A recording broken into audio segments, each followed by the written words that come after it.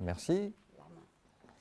Merci aux organisateurs et organisatrices. Et aux proviseurs du lycée qui nous laissent. Merci aux proviseurs, bien sûr, et merci à vous d'être venus. Alors, la science-fiction, effectivement, c'est un domaine que les élèves connaissent déjà. C'est une science-fiction de leur époque, ce n'est pas forcément la même science-fiction que nous, parce qu'on est un peu plus âgé que nos élèves en théorie. Et quand on se tourne, effectivement, Nathalie l'a dit, sur l'archéologie de la science-fiction, il y a des choses croustillantes aussi à leur montrer pour leur, justement leur apprendre que la science-fiction, c'est une œuvre, un genre en fait de la littérature à la base qui n'est pas si actuel que ça, même si ça traite du futur. La science-fiction, dans le passé, existait. On peut remonter à Ford, par exemple. Voilà.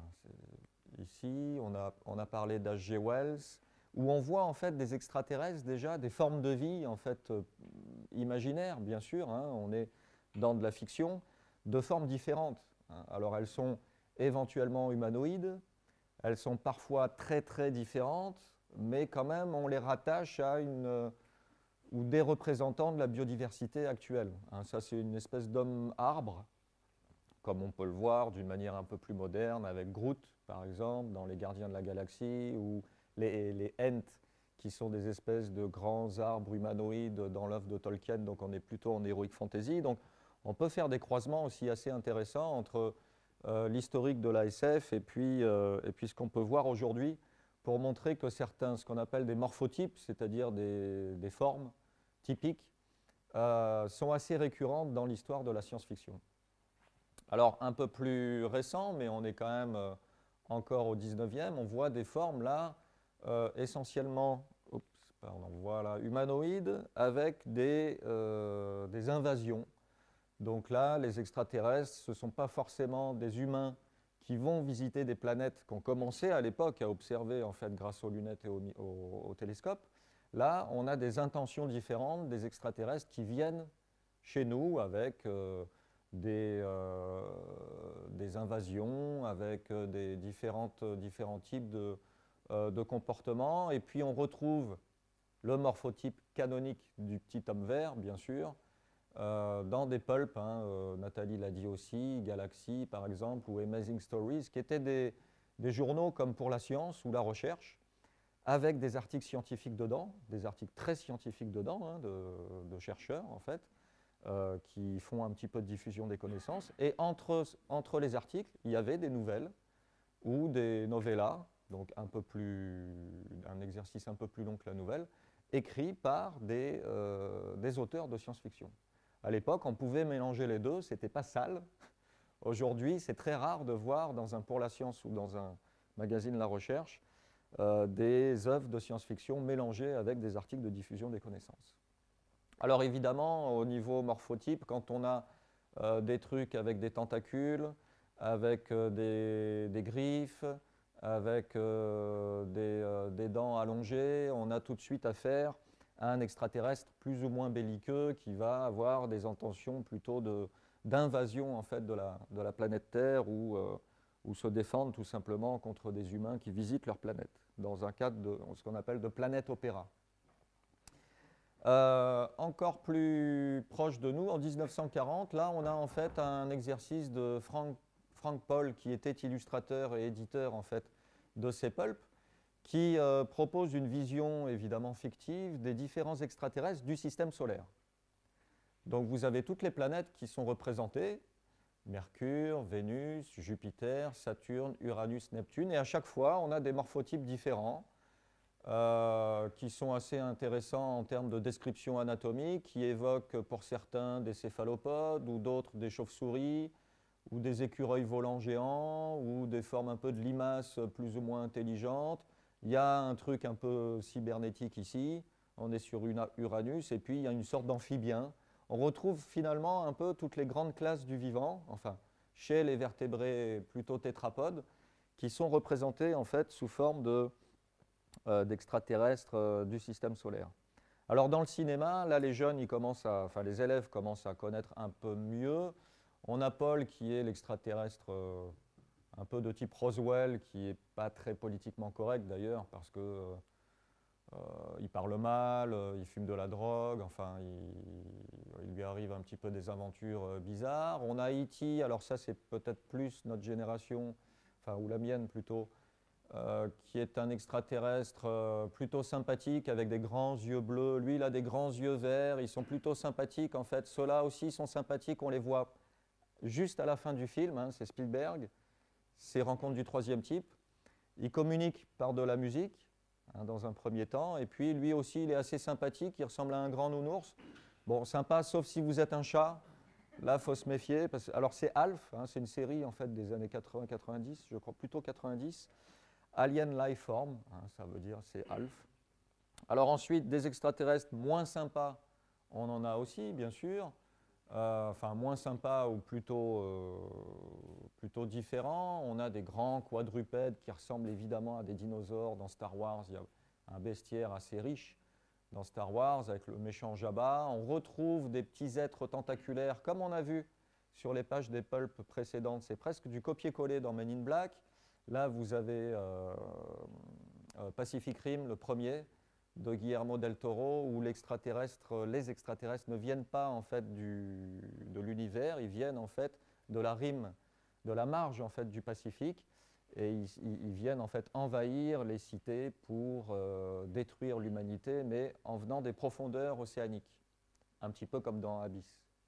Sauf que les extraterrestres dans Abyss sont beaucoup plus sympas que ces espèces de monstres qui sont évidemment pas réalistes du tout en termes de masse, en termes de biomécanique. On pourra en reparler avec Godzilla notamment. D'autres extraterrestres. Alors, Superman est bien un extraterrestre. Hein, ce n'est pas un super-héros, c'est un kryptonien qui vient de la planète Krypton. Et là, en termes de cinématographie, vous voyez qu'un extraterrestre, tout simplement, peut être très simple, peut beaucoup nous ressembler. Il suffit de mettre un slip rouge et une cape, et vous avez un extraterrestre. Alors bien sûr, aujourd'hui, avec ce qu'on appelle le numérique, le CGI, les technologies numériques permettent de faire des trucs assez sympas, mais encore une fois, pas forcément réalistes. Starship Trooper, où là, vous avez carrément de l'insecte. Alors c'est aussi une clé exotique quand vous voulez créer ou imaginer en fait des formes de vie exotiques. C'est ce qu'on appelle le creature design. Hein, c'est un vrai travail qui est effectué à Hollywood, entre autres, par souvent des diplômés de zoologie ou d'anatomie qui vont se pencher sur des formes de vie plausibles pour renforcer justement le côté fictif. Et une des clés classiques en science-fiction, c'est de prendre des formes de vie déjà bien connues, des insectes, des arthropodes en général, ou des méduses, et puis vous les mettez dans des environnements complètement différents. Une méduse géante dans un ciel, sur une exoplanète alpha, c'est tout de suite très exotique. Un insecte plutôt de type coléoptère géant, c'est tout de suite assez exotique dans un cadre d'espèces invasives. Je ne sais pas si vous connaissez cette œuvre-là, pour les plus férus. C'est Bowie. Ouais, c'est David Bowie, avec des pupilles verticales. C'est L'homme qui venait d'ailleurs. C'est un vieux film des années 80-90, un peu bizarre, où là, on a rasé Bowie, tout simplement, on lui a mis des pupilles verticales, et puis, roule ma poule. Et puis, dernièrement, en bas à droite, un peu plus classique, un peu plus récent. Non, presque. Il ressemble effectivement à un Predator. District 9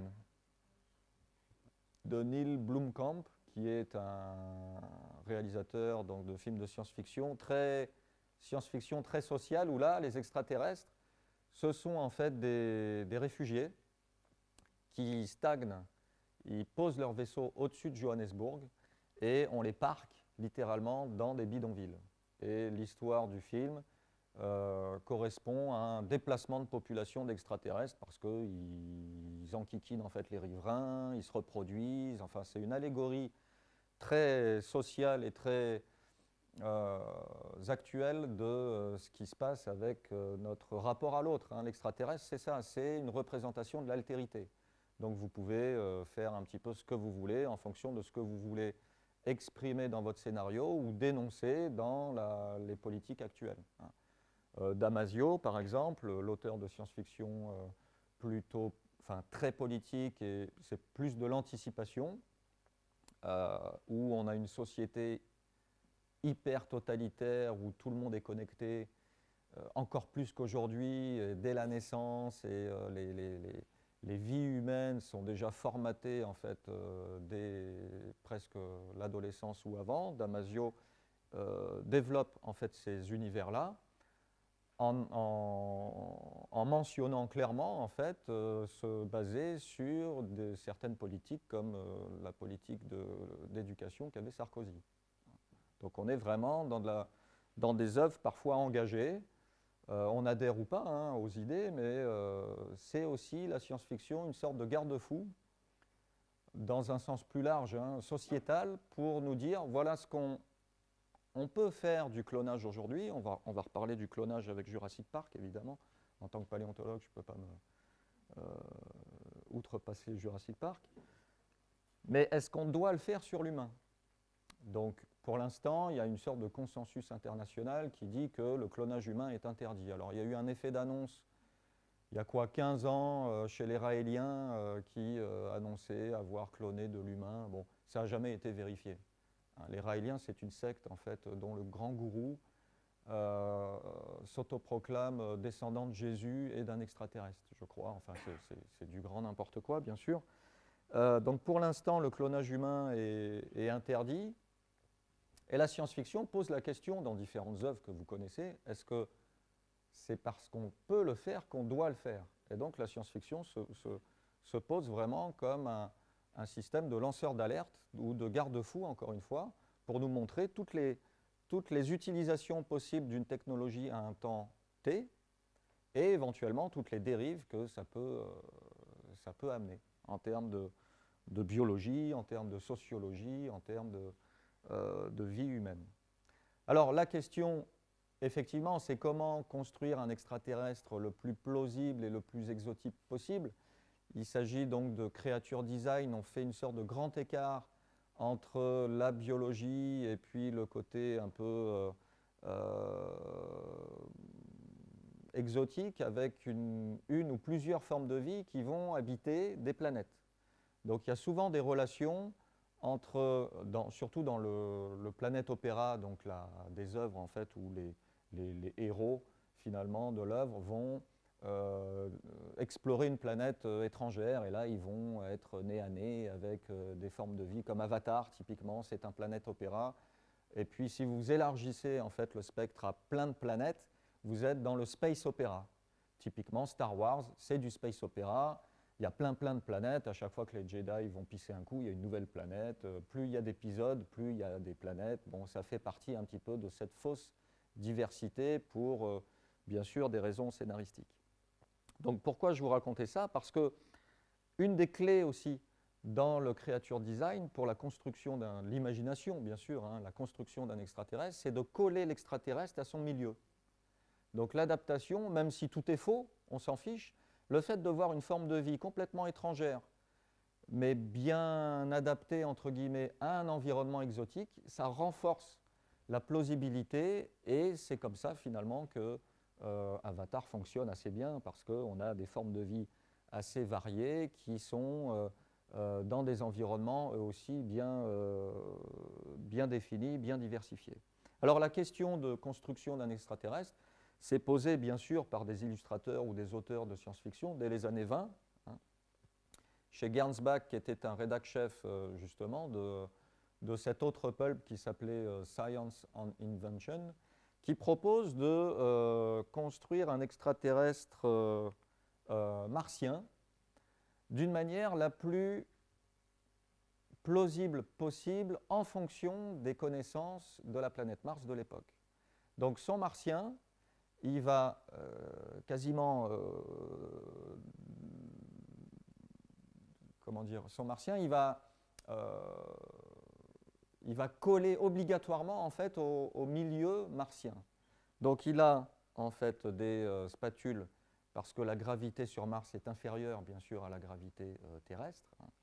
Donc il lui faut des spatules pour marcher sur le sol d'une manière plus ou moins humaine. On retrouve des biais, bien sûr, hein, dans l'invention du martien ou de l'extraterrestre en général, pour faire passer une émotion ou pour faire passer une idée en termes de scénario, il faut un truc qui ressemble quelque part en fait à l'hominidé, hein, ou l'anthropoïde. Et donc on retrouve souvent ce biais d'anthropomorphisme dans les extraterrestres. Typiquement, l'univers Marvel ou les Gardiens de la Galaxie, ce sont tous des extraterrestres, sauf qu'ils sont tous humanoïdes, à part Groot, okay, qui est un humanoïde en forme d'arbre.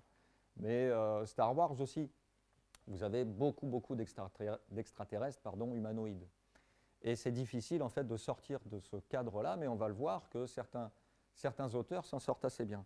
Alors ce martien, déjà, il est un peu plus grand que l'humain qui vient lui serrer la main. Il est muni d'une technologie avancée qui nous échappe un petit peu, une sorte de bâton. Là, on ne sait pas si c'est un sceptre ou justement un bâton pour latter éventuellement des ennemis. Il a une ceinture un peu bizarre avec peut-être des réserves de nutriments, où c'est détaillé en fait dans le dos de couverture du magazine en question. Il a une sorte de fourrure, hein, parce que la température martienne est inférieure en moyenne, bien sûr, à la température terrestre.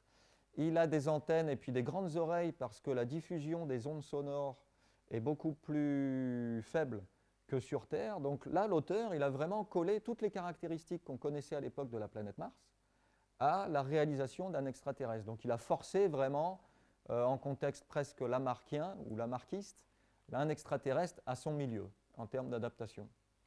Donc c'est assez intéressant. Alors nous, on peut faire le même exercice avec des extraterrestres un peu plus connus, bien sûr, pour les élèves, en prenant par exemple l'univers Star Wars. Là, vous avez un affreux rancor qui est dans une sorte de cave, en fait, dans le palais de Jabba dans Le Retour du Jedi. Et Luke, qui va aller rendre visite à Jabba pour délivrer son pote à moitié congelé ou pétrifié qui est Solo, il va tomber dans un trou et être en proie en fait avec cet affreux rancor. Donc on peut demander aux élèves, voilà, cette image-là correspond finalement à un énoncé d'exercice de biologie. À vous d'essayer de classer cette forme de vie-là imaginaire en fonction des éléments que vous avez appris en cours ou des clés éventuellement de détermination. Donc on a déjà affaire à quelque chose qui présente des dents et des os, donc avec un crâne bien sûr. On est plutôt dans le grand groupe des crâniates qui regroupe aujourd'hui les poissons entre guillemets, je mets des gros guillemets parce que les poissons c'est un groupe hétérogène dont les représentants ne descendent pas d'un ancêtre commun unique, hein.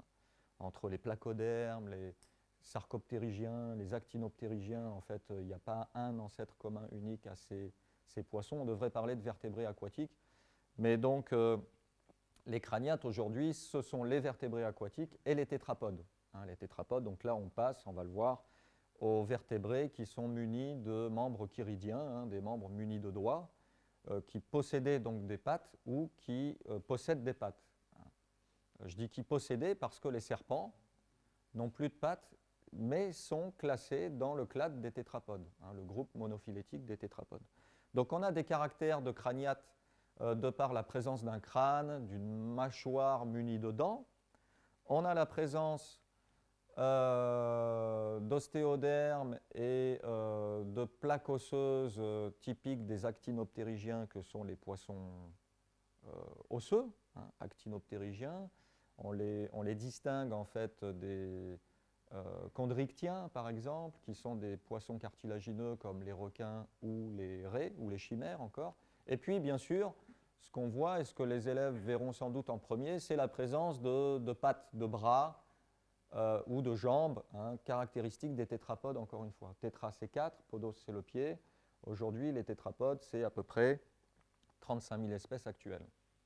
Donc voilà le clade en fait, des vertébrés, ici, ou plutôt des crâniates. Les crâniates, en fait, incluent les vertébrés, bien sûr,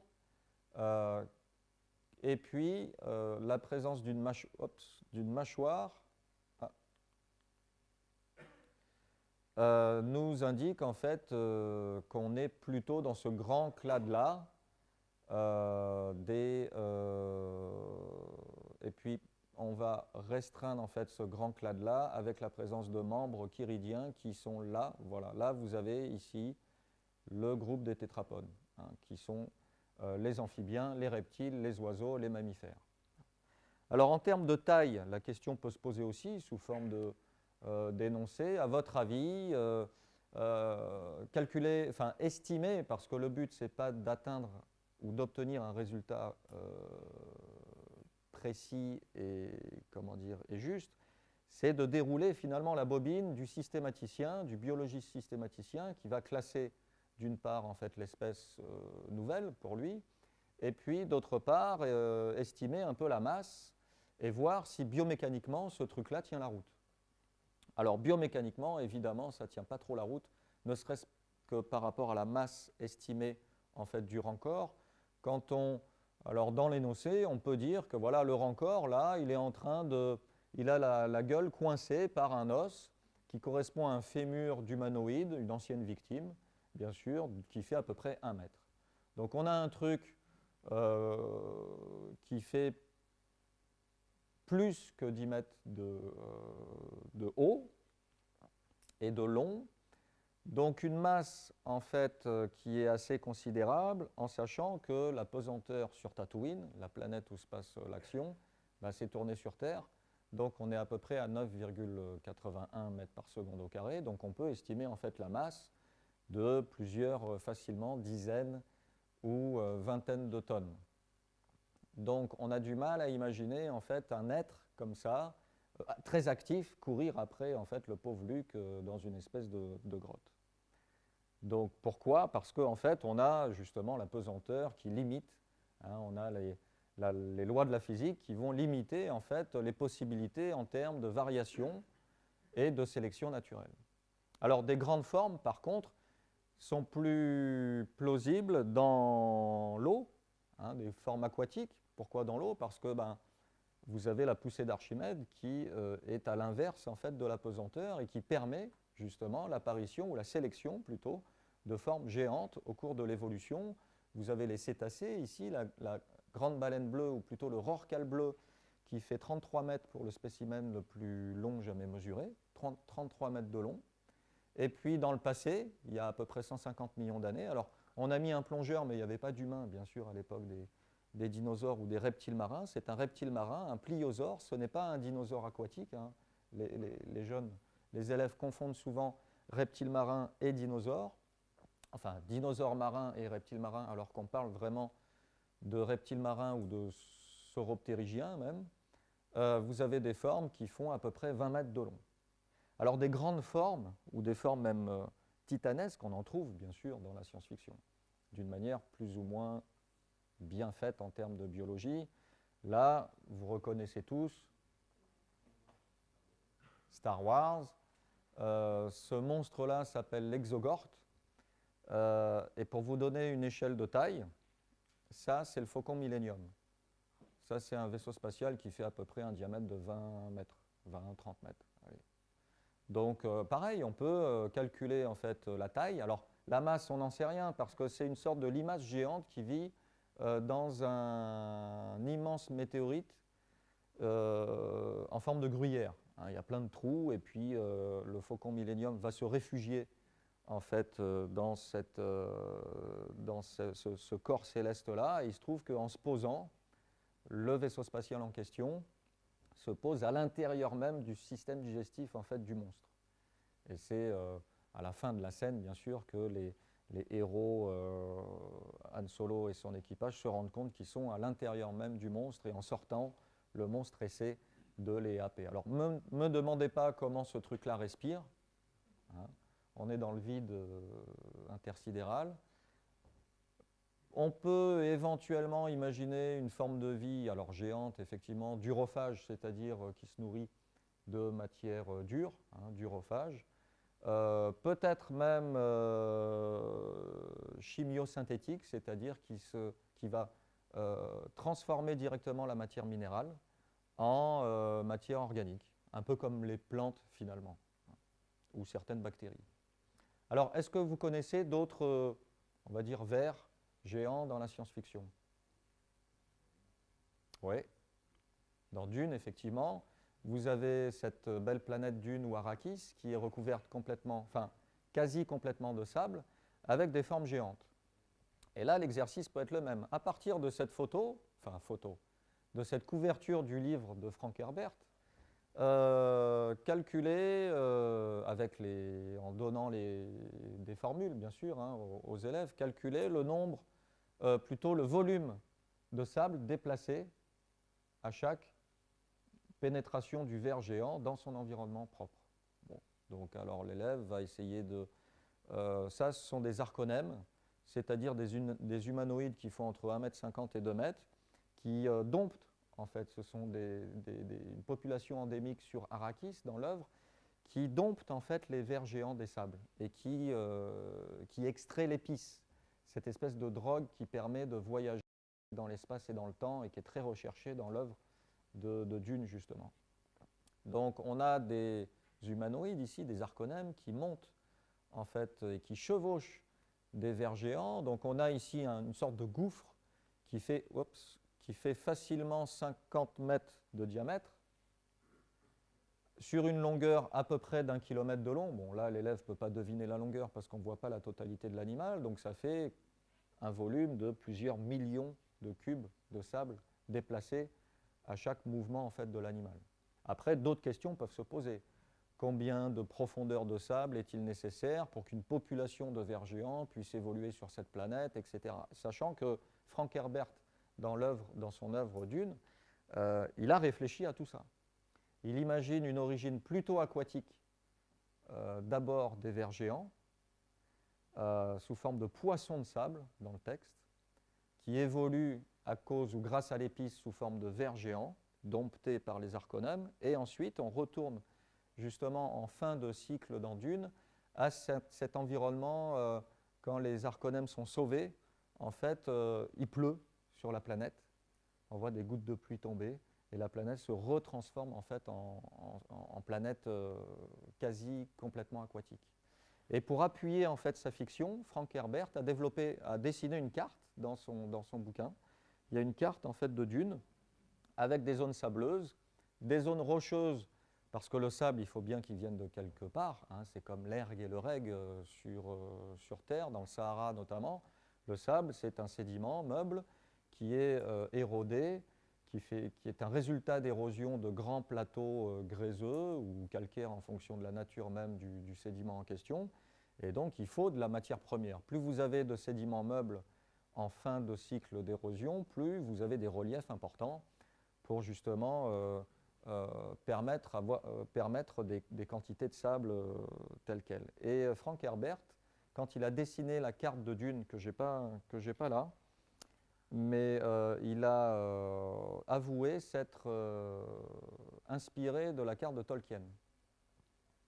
Donc on voit que les cartes, finalement, la géographie, c'est aussi important dans les œuvres de fiction parce que les cartographies imaginaires permettent, encore une fois, de rendre encore plus plausible, finalement, la fiction. Alors Godzilla, on peut s'arrêter aussi sur Godzilla. Godzilla est intéressant parce que les élèves connaissent assez bien, en tout cas pour les formes de Godzilla récentes. Godzilla, c'est intéressant parce que on est en 54. Le premier film, c'est, je ne sais plus le nom du réalisateur, c'est un japonais qui crée ce monstre-là issu en fait de catastrophes nucléaires.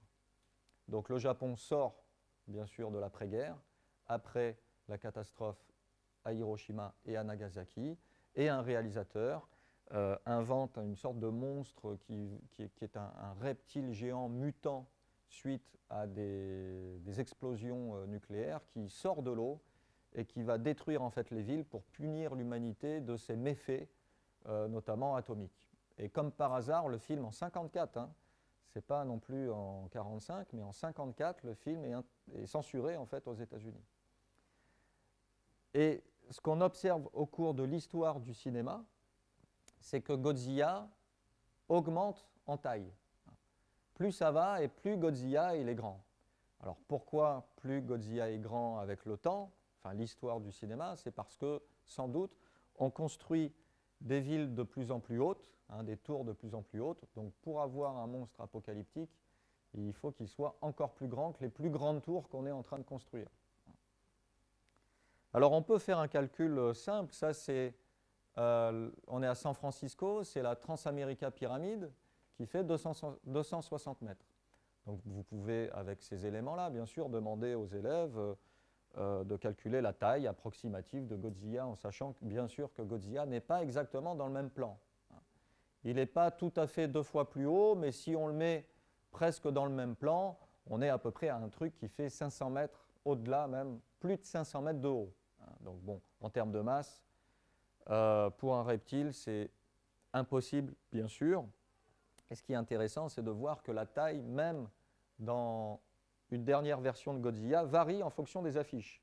Là, vous avez l'affiche du film américain, enfin l'affiche américaine du film américain, et là, vous avez l'affiche française, bien sûr, du film américain, avec la tour Eiffel, qui fait donc ces 324 mètres, alors 325 si on prend le bout de l'antenne, ou enfin à chaque fois on se bat un peu sur... Et vous avez un monstre qui n'est pas toujours dans le même plan, mais qui est à peu près identique, donc peut-être un peu plus petit que Bigger is Better. Alors voilà l'évolution de la taille de Godzilla au cours de l'histoire du cinéma. On a pour la première version des années 50 un truc qui fait 50 mètres, qui n'est pas si énorme que ça. Pensez à la baleine bleue de 33 mètres de long, surtout que Gojira en japonais veut dire gorille-baleine. Et c'est à la base un monstre aquatique, donc 50 mètres, bon, il a peut-être du mal un petit peu à se redresser sur ses pattes arrière, mais ça reste encore plausible biomécaniquement parlant. Et puis aujourd'hui, on est à des trucs qui font 150, voire plus, comme on vient de le voir. Alors, l'affiche, bien sûr, est faite pour que le spectateur paye son billet d'entrée, donc le monstre qu'on voit sur l'affiche, il est encore plus grand que le monstre qu'on voit dans le même film. C'est pour ça qu'on s'est limité à 150, on va dire 200 mètres à peu près. Alors en termes de biomécanique, c'est guère plausible. Pourquoi? Parce que les contraintes osseuses appliquées sur les os, alors là c'est un fémur humain, mais on pourrait faire la même chose sur un fémur de reptile, sur une base d'iguane par exemple. Dans le film d'Emmerich, on voit dans le générique pas mal de reptiles, iguanes marins, iguanes marins des Galapagos. On voit des petits reptiles aquatiques et on voit une pancarte en fait Mururoa. Emmerich refait un petit peu l'histoire où là le monstre est issu en fait des tests nucléaires, tout aussi condamnables d'ailleurs, mais effectués par les Français. C'est plus les Américains qui sont quelque part à l'origine du monstre. C'est les Français qui sont à l'origine du monstre. Donc là aussi, la science-fiction peut réécrire l'histoire en fonction des auteurs. Bon, on revient en tout cas à notre biomécanique. Vous avez des logiciels aujourd'hui qui permettent d'obtenir une sorte de cartographie externe en fait, de l'os, où vous avez représenté sous différentes couleurs des contraintes osseuses, des stress osseux. Vous pouvez appliquer des forces de tension ou de compression dans le plus grand axe ici ou dans d'autres axes transversales ou obliques et observer en fait comment se répartissent les forces le long de ces os qui sont des structures importantes en termes de ce qu'on appelle de graviportance, c'est-à-dire dès que les formes de vie sortent de l'eau, la pesanteur fait sa loi finalement, et là le squelette doit s'adapter ou mourir finalement aux contraintes du milieu externe.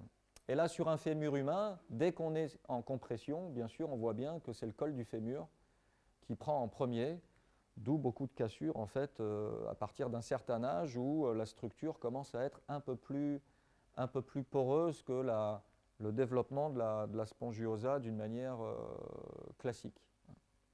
Alors voilà le Godzilla d'Emmerich, donc on est en 98, qui est finalement, même si Emmerich réécrit l'histoire atomique comme on l'a vu, beaucoup plus plausible en termes de morphologie. On a un truc qui ressemble encore plus à un théropode, un dinosaure carnivore. C'est plus le gros reptile kangourou avec sa queue qui sert de membre d'appui. Il est plus patho du tout, hein. Là, on a une forme assez dynamique avec une queue qui est horizontale dans l'alignement du corps, des pattes arrière bien développées, bien robustes. Alors même si la forme de vie en question est trop grande et trop lourde en termes de posture, on est très proche en fait des spinosaures par exemple ou d'autres théropodes.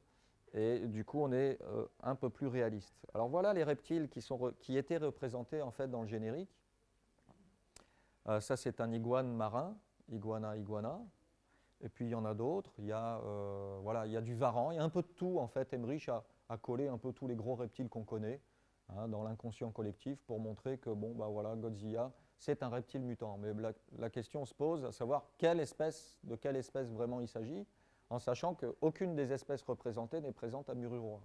Bon, ok, Godzilla, ce n'est pas un documentaire sur les reptiles aquatiques ou marins actuels, c'est de la fiction, mais ce qui est dommage, c'est quand on veut faire un peu documentaire, on loupe parfois en fait des éléments importants. Là, vous avez l'Amblyrhynchus des Galapagos.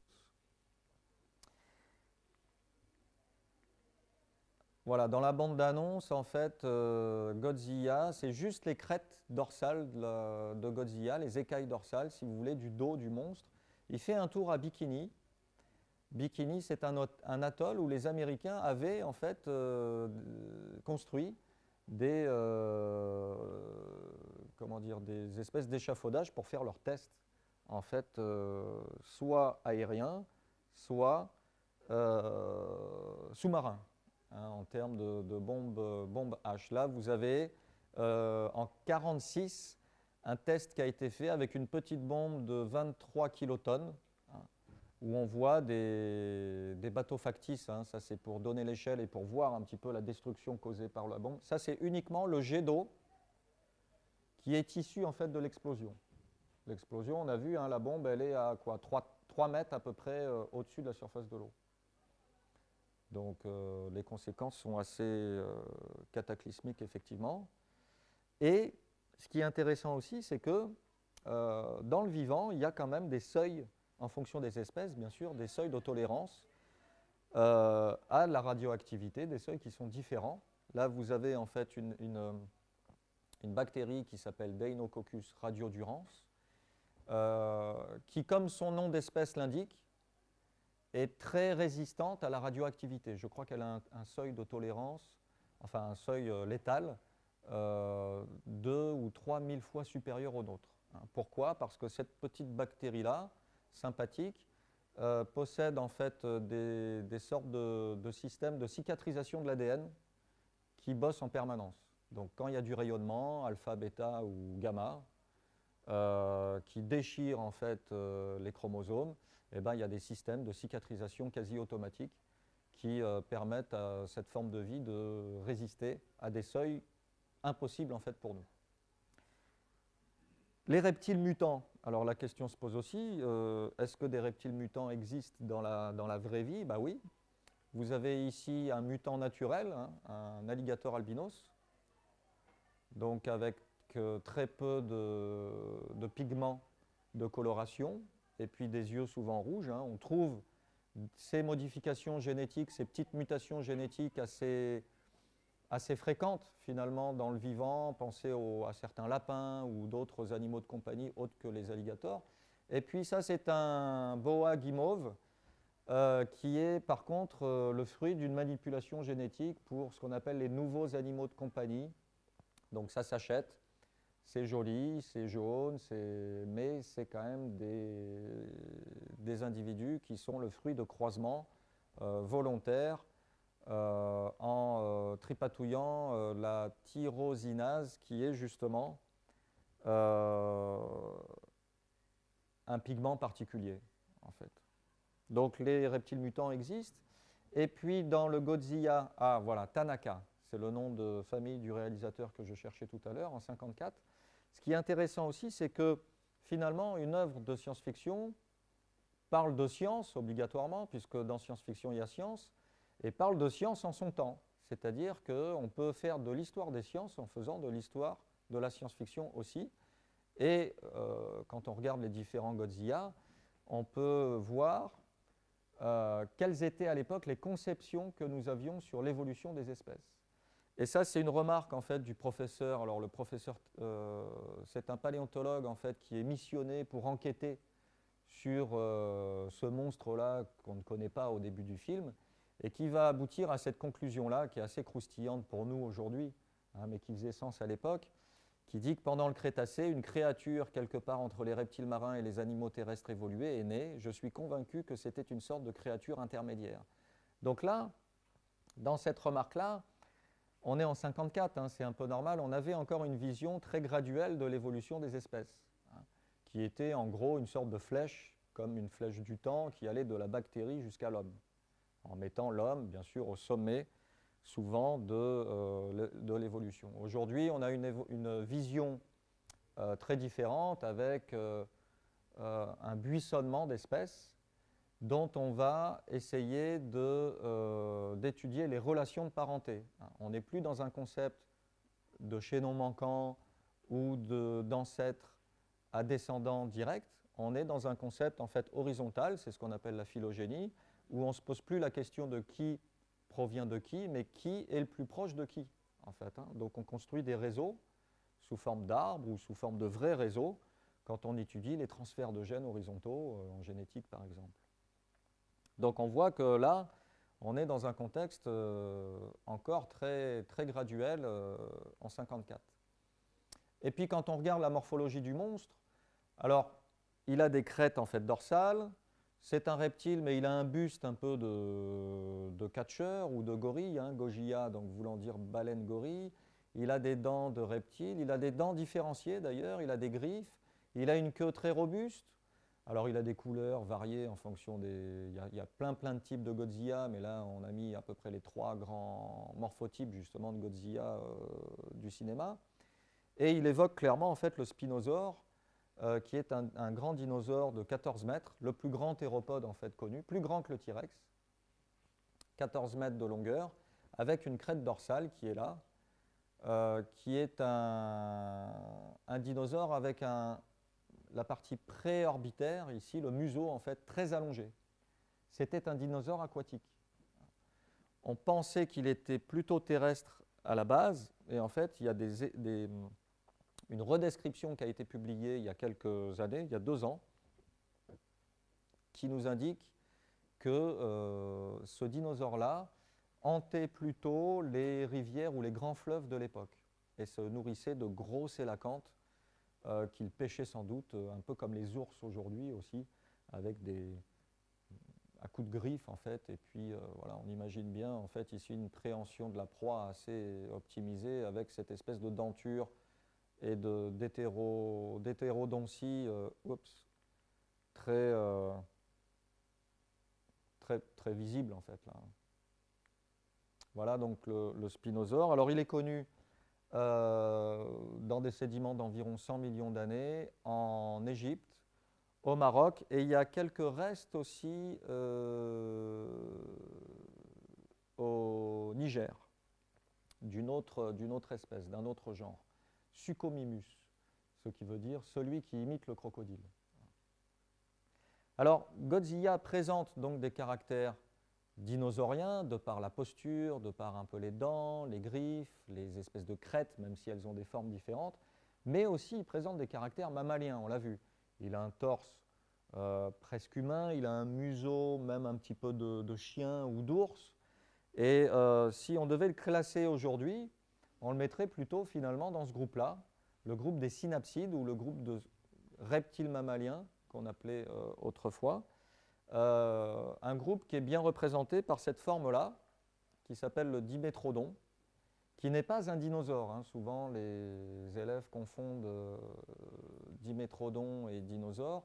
On est bien, en fait, dans un reptile mammalien, dans le groupe des reptiles mammaliens, ou synapsides, qui présentent déjà des caractères de mammifères, comme l'articulation ici au niveau de la mâchoire, comme la forme des vertèbres, comme la présence de certains os ici au niveau du toit crânien, la présence de tempes, de fosses temporales à l'arrière, bien sûr, des fosses orbitaires, et puis des dents aussi différenciées avec pour certaines espèces, des molariformes, des dents molariformes. Donc c'est presque des molaires déjà. Alors celui-là, il peut évoquer aussi Godzilla parce qu'il présente une sorte de mosaïque de caractères reptiliens et mammifères, et puis il a des crêtes, enfin une crête, une sorte de voile dorsale qui lui permettait sans doute de réchauffer sa température corporelle interne plus rapidement que les autres. Alors voilà pour Godzilla, vous avez vu qu'on peut dérouler la bobine assez longtemps uniquement en se focalisant sur ce monstre-là, qui n'est pas vraiment un extraterrestre, certes, mais qui est intéressant au regard des sciences naturelles et puis de la paléontologie, comme évidemment Jurassic Park ou Jurassic World. Alors les élèves connaissent plus le World que le parc, mais c'est bien de leur rappeler que le World vient du parc et que tout ça vient d'un très bon roman qui s'appelle justement Le Parc Jurassique, écrit par Michael Crichton, qui était un auteur nord-américain assez prolifique, qui a écrit aussi Congo, je ne sais pas si vous l'avez vu. Le livre est très bien, l'adaptation c'est un mauvais nanar, enfin pléonasme, c'est un nanar quoi, mais Congo c'est l'histoire d'une première équipe d'explorateurs qui se perd au Congo, évidemment. Et puis il y a une deuxième équipe donc, qui part à sa recherche, un scénario classique certes, et qui va découvrir qu'au fin fond de la forêt du Congo, il y a une population de primates non humains, donc des gorilles ou des chimpanzés, je ne sais plus, qui est devenue intelligente, enfin plus intelligente que la moyenne, on va dire, primate, et qui est devenue une espèce ingénieure, c'est-à-dire une espèce qui va modifier substantiellement son environnement, qui va construire en fait un certain type d'architecture, et voilà, je ne vous en dis pas plus, mais Crichton était un auteur très prolifique en termes de réflexion, de fiction sur des extrapolations ou des explorations, en fait. Un petit peu comme il l'a fait avec le parc Jurassique, parce qu'à l'époque, pour voir des dinosaures dans la science-fiction, vous aviez le choix entre soit visiter des mondes perdus, donc Conan Doyle, c'est-à-dire visiter des sortes de milieux qui n'ont pas évolué ou peu évolué par rapport au reste des milieux connus. C'est le cas des tepouis, ces espèces de grands plateaux gréseux qui existent vraiment en Amérique centrale et en Amérique du Sud, où au sommet des tepouis, vous avez des falaises de près d'1 kilomètre de haut quand même, qui isolent en fait le dessus du plateau, et vous avez beaucoup d'espèces endémiques qui sont connues sur ces Alors il n'y a pas de dinosaures au-dessus des tepouis aujourd'hui, on le sait, mais il y a beaucoup d'espèces, par exemple de plantes carnivores, il y a des espèces endémiques d'amphibiens, d'insectes. On parle plus d'endémisme, effectivement, que de monde perdu dans ce cas-là, mais à l'époque de Conan Doyle, on avait des explorateurs qui découvrent en fait une population vestigiale de dinosaures dans ces milieux isolés, très reculés des milieux anthropiques qu'on connaît. Donc ça, c'était une façon de voir des dinosaures à l'écran, enfin à l'écran ou dans les œuvres de science-fiction de l'époque. Une autre façon, c'était de s'échouer sur une planète préhistorique. Et puis là, on peut rencontrer des dinosaures. Alors il y a pas mal d'œuvres aussi là-dessus. Et Crichton fait du neuf à l'époque en reconstruisant des dinosaures. Donc c'est la troisième façon finalement de voir des dinosaures. En reconstruisant des dinosaures à partir, c'est le pitch en fait du parc Jurassique, à partir de 100 de dinosaures contenus dans le corps d'un moustique qui vivait à l'époque des dinosaures et qui a sucé, piqué en fait le dinosaure en question. Et le tout est bien fossilisé dans l'ambre. Alors les fossilisations exceptionnelles dans l'ambre, ça existe. Souvent ce sont des résines en fait, alors pas forcément de conifères, mais d'essences végétales différentes qui coulent le long du tronc ou qui tombent directement en fait, au sol, et en tombant ou en coulant, la résine va englober en fait, des formes de vie qui vivent pas forcément en symbiose, mais qui vivent autour en fait, de l'arbre. Ça peut être des fourmis, ça peut être des morceaux de mue de lézard, ça peut être des plumes d'oiseaux, ça peut être des poils de mammifères, ça peut être des moustiques, effectivement, ça peut être des puces ou des insectes, d'autres insectes en fait hématophages qui vivaient dans ces environnements forestiers.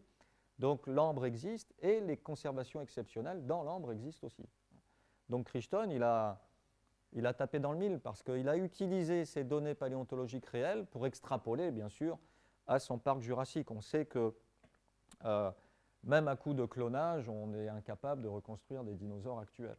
Pourquoi? Parce que un fossile, même dans l'ambre, c'est très peu de matière organique. Vous avez essentiellement de la matière minérale, 99,999% de matière minérale par fossilisation. La fossilisation, c'est une sorte de pétrification, pour faire simple, où toutes les parties organiques de votre corps, de votre carcasse, quand vous mourrez, vont diffuser dans le sol. Et quasi atome par atome, vous avez les particules, la matière minérale du sol qui va rediffuser en sens inverse dans la structure de l'os ou dans votre corps, dans votre carcasse. Donc on a préservation de la structure, préservation de la texture, mais on n'a plus du tout les mêmes compositions chimiques. Et on n'a quasiment plus du tout de matière organique.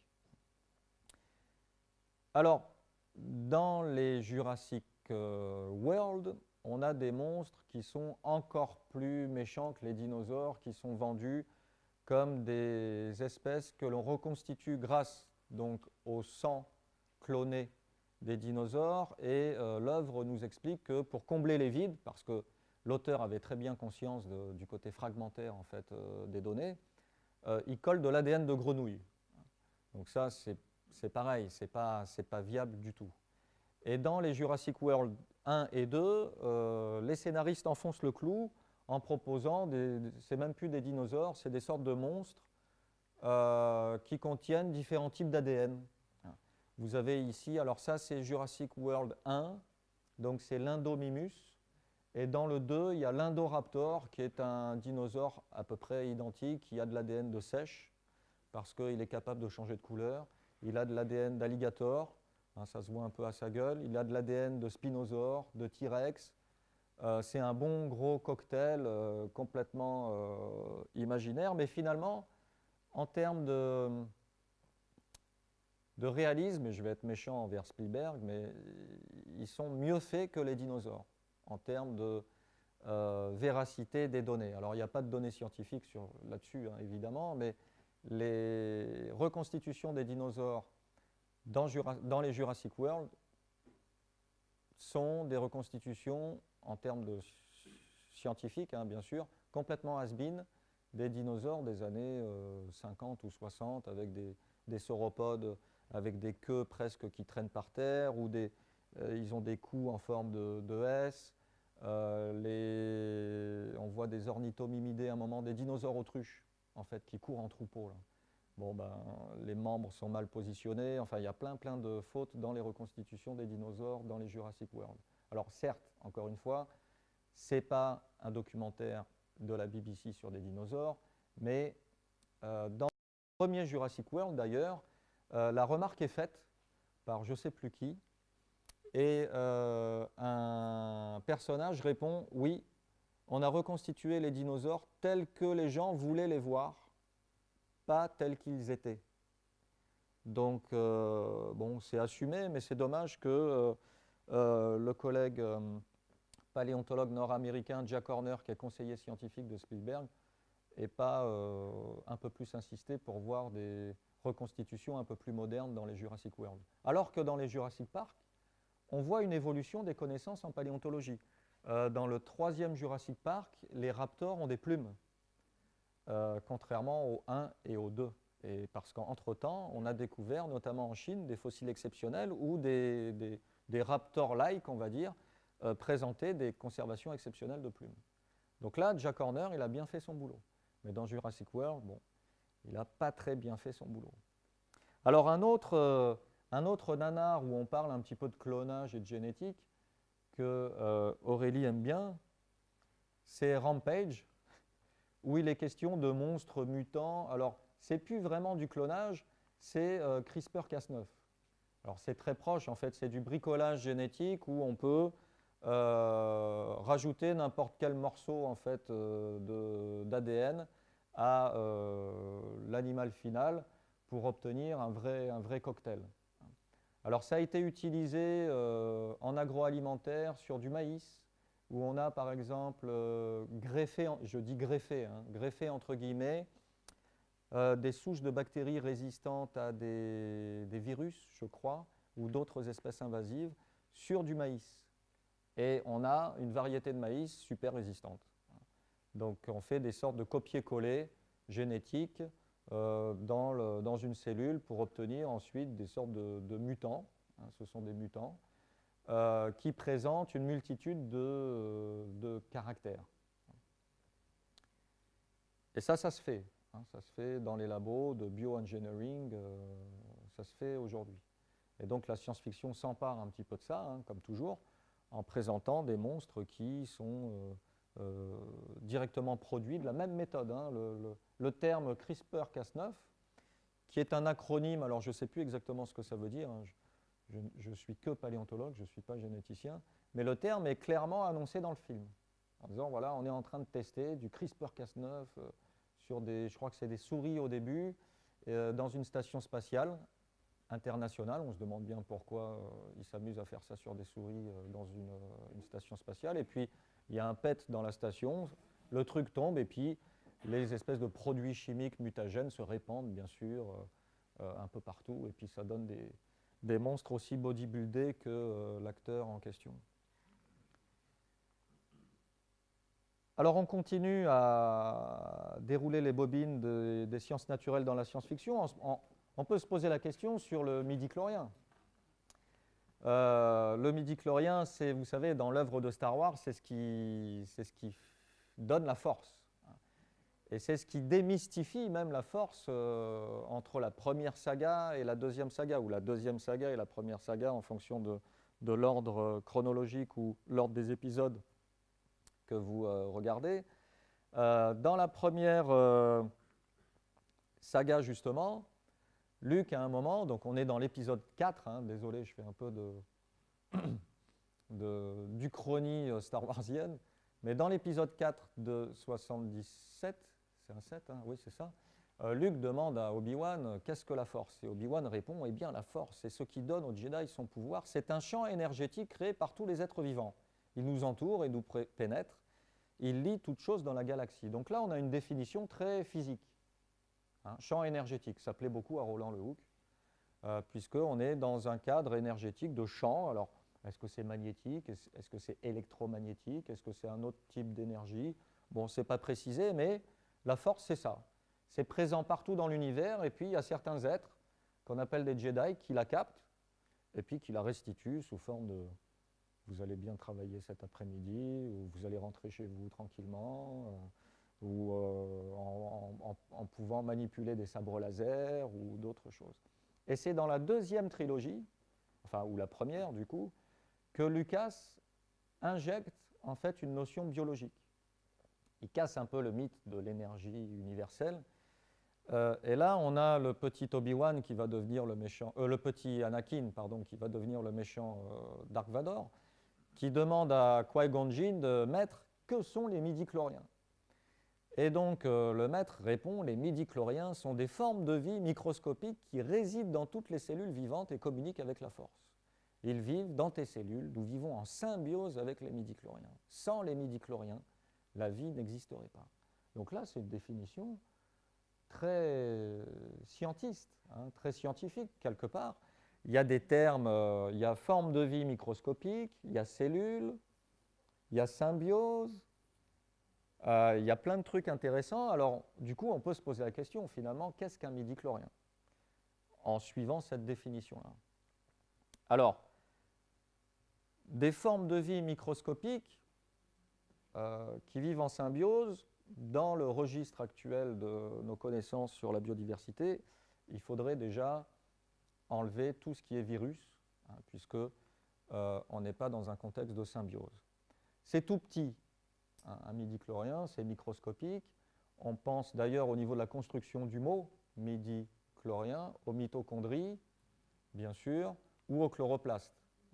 Donc cellules animales, cellules végétales, pour faire simple, même si dans le détail ce n'est pas aussi binaire, on va dire, mais ce sont des organites. Alors ce ne sont pas des organismes, par contre, ce sont des organites qui sont, en gros, on dit souvent, la machinerie énergétique en fait, des cellules, donc soit animale, soit végétale.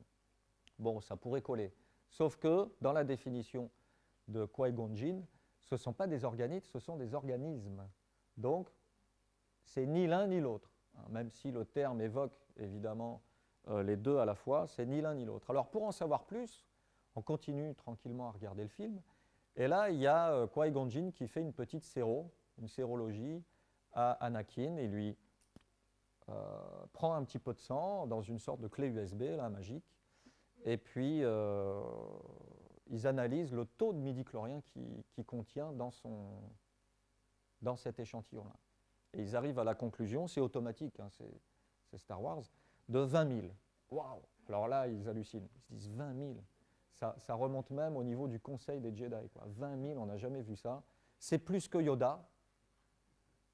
C'est incroyable. Alors, on ne sait pas si c'est 20 000 midi-chloriens dans la goutte de sang que le maître prélève sur le disciple. On ne sait pas si c'est 20 000 dans la totalité de l'organisme du jeune Anakin. On s'en fout un peu. Ça fait scientifique de balancer des chiffres comme ça. Mais en biologie, il y a une notion intéressante. C'est celle du superorganisme. Parce que finalement, Yoda dit, mais peut-être que ce petit Anakin, il serait constitué lui-même que de midi-chloriens. Et ça, on le retrouve dans le vivant, la notion de superorganisme. Vous l'avez chez les siphonophores, qui est un sous-groupe des cnidaires, hein, des méduses, on va dire, ou des coraux, si vous êtes en forme polype. Vous avez des formes de vie essentiellement aquatiques. Ça, c'est des beaux dessins d'Ernst Haeckel, qui était un anatomiste et un embryologiste allemand du XXe siècle, qui faisait des super planches anatomiques de différents groupes du vivant. Et les siphonophores, ils sont caractérisés par, ce sont des organismes, mais dont les cellules sont tellement spécialisées.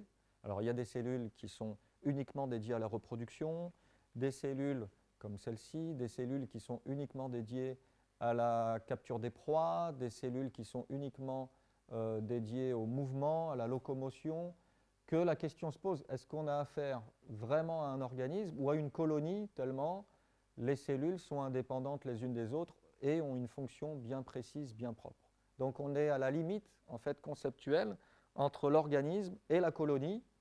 C'est ce que les biologistes appellent en fait le superorganisme.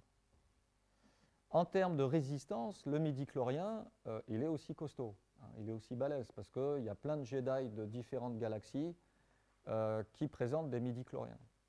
Donc ça veut dire que les midi-chloriens sont capables de se déplacer d'une planète à une autre, voire même de systèmes planétaires à d'autres systèmes hein, dans la galaxie Star Wars. Ça veut dire que ce sont des formes de vie extrémophiles aussi. C'est des superorganismes, ce n'est pas des virus, ce n'est pas des organites, c'est bien du superorganisme, mais extrémophile, un petit peu comme ces bactéries sympathiques comme Serratia ici, ou Escherichia qu'on connaît un peu plus dans les labos de génétique, qui est une bactérie de notre tube digestif. C'est grâce à elle notamment hein, qu'on digère. En tout, dans notre corps, on en a 2 kilos. Hein, vous avez dans votre corps 2 kilos de bactéries, hein, des endobiontes, on appelle ça. Autrefois, on appelait ça la flore intestinale. On s'est rendu compte qu'il n'y avait pas que de la flore, il y a aussi beaucoup et majoritairement en fait des bactéries. Escherichia coli, donc il est bien fonctionnel dans notre tube digestif, mais quand il passe dans le sang, là il y a des complications, ça s'appelle une septicémie ou des saloperies comme ça. Hein. Donc des endobiotes ok, mais bien à leur place. D'autres extrémophiles, alors non plus monocellulaires, mais pluricellulaires. Vous avez bien connu les petits oursons de mer ou les tardigrades qui sont on ne sait pas trop où les classer. Ce sont des formes de vie de quelques millimètres qui vivent dans l'eau et qui ressemblent à des nounours, hein. Vous avez la tête ici, vous avez 1, 2, 3, 4 paires de membres. Hein. Ce n'est pas des arthropodes. Hein. Autrefois, c'était du stem arthropode, c'est-à-dire une branche en fait proche du groupe des arthropodes. Aujourd'hui, on a plutôt tendance à les mettre vers les vers annelés, je crois, les annélides, ou entre les vers annelés et les arthropodes. Enfin, ça se balade un peu dans l'arbre du vivant. C'est tellement particulier qu'on ne sait pas trop où les ranger. Et en termes de résistance, c'est un peu le super-héros de la biodiversité parce que ça s'enquiste dès que les conditions environnementales ne sont pas propices. Ça peut rester des années sous forme de kyste. Ça peut résister pendant quelques jours aux conditions de vide spatial, comme les midi-chloriens, a priori. Ça peut résister à de fortes doses de radioactivité, des températures extrêmes aussi bien négatives que positives, des pressions de malades aussi. Enfin, c'est du costaud.